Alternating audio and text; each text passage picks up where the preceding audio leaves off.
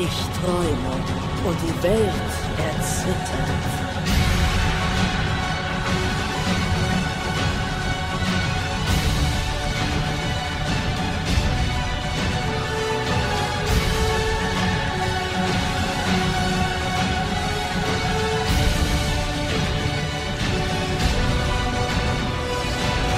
Yes!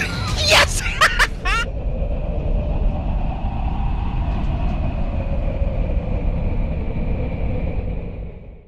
Hey guys, Clone Guy here, and today I've decided to show off an E25 replay. Now the E25 is, well, pretty good. really good, because it has one of the best camera ratings in this game. It's not the best camera rating, but it's up there. But it does also have something else going for it that does make it quote-unquote the most stealthy tank, and that is it kept its old tank destroyer camera rating. You see, back in the day when a tank destroyer fired, they retained, what was it, 40% of their camera rating, I think, or 20% while firing. That was what was special about tank destroyers, is when you fired, you didn't lose much camera rating. That then got changed because it was a little overpowered. Tanks like the, what was it, T-49 back in the day, and the Hellcat, and tanks like that were all blatantly too good because of this. So they nerfed it, and I forget what it is now. I think it's like 5% now. They retain 5% of their camera rating when firing, or 10%. It's not as good. However, premium tanks, like the E25, kept that. So, yeah, because otherwise it'd be considered a nerf, and Wargaming doesn't like to nerf premium tanks. So the E25's camera rating was untouched, so it still retains its 20 or 40%. I'm gonna have to look into that because I'm not exactly sure what it is. I think it's 20%, but it could be 40. I've also heard 40, and I don't know exactly what it is, so don't quote me on that. I know it's one of those two factors, those two figures. And so this thing was able to shoot and not be spotted from, you know, like 250 meters away. It's ridiculous when you get your camo net or anything like that. And there's really two ways to play the E25: gun rammer, binocular telescope, camo net, hiding in the back, and just being that annoying person who shoots you over and over and over again from 250 meters so you can't spot. Or the way I have it set up: coated optics, gun rammer, vents, and food. And playing up in the face of the enemy using my insane mobility and just doing E25 things to people. And that's what we're going to do. This thing has 26.26 horsepower per ton. It goes 65, has 0.3 or 0.31 accuracy. One of the two. Once again, I'm not exactly sure. Oh boy, I'm giving you guys information I don't exactly know about. I think it's 0.33. I think it is 0.3. I will definitely have it on screen though, and when I confirm it, yes, that's what's going to happen. And this thing goes 65, and it's super low profile, and it's got 50 millimeters of armor, which isn't a lot, but it is enough to sometimes troll people. And hello there, artillery. How are you doing? Yeah, you're dead.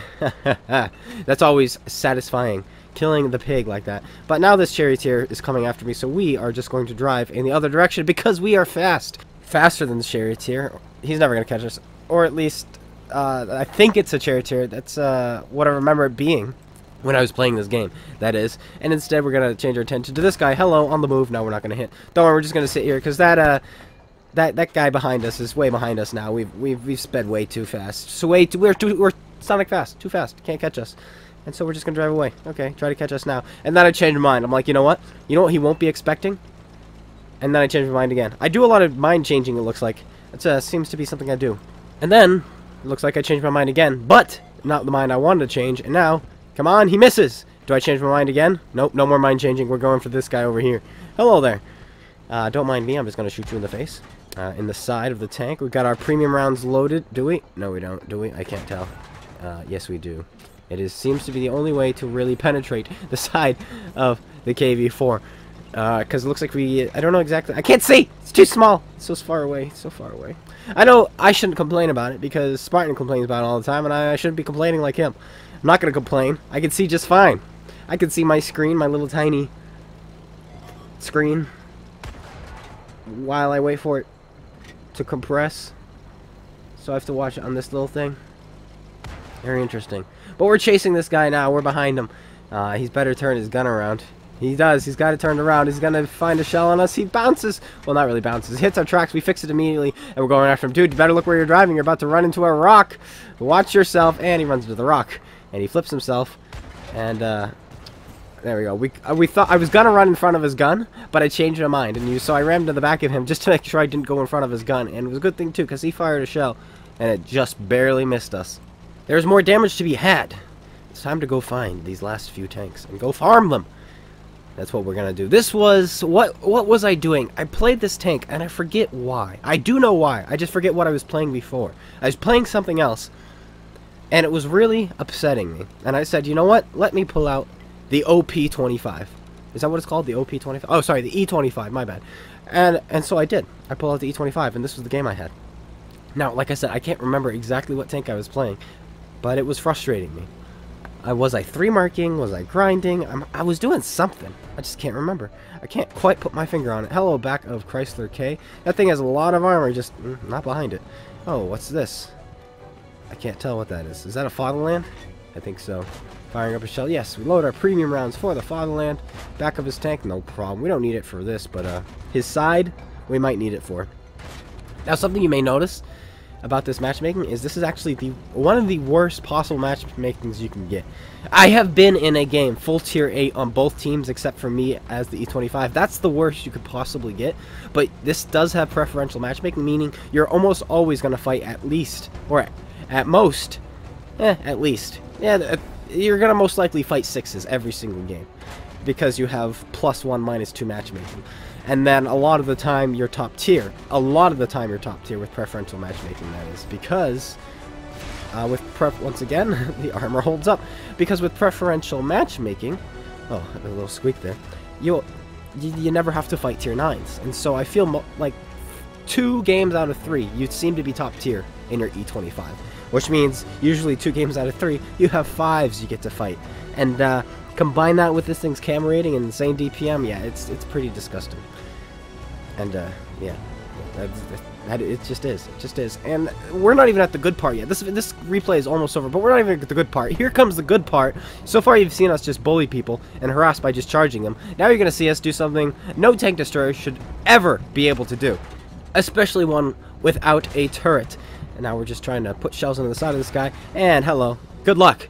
Good luck. We're just going to circle you now.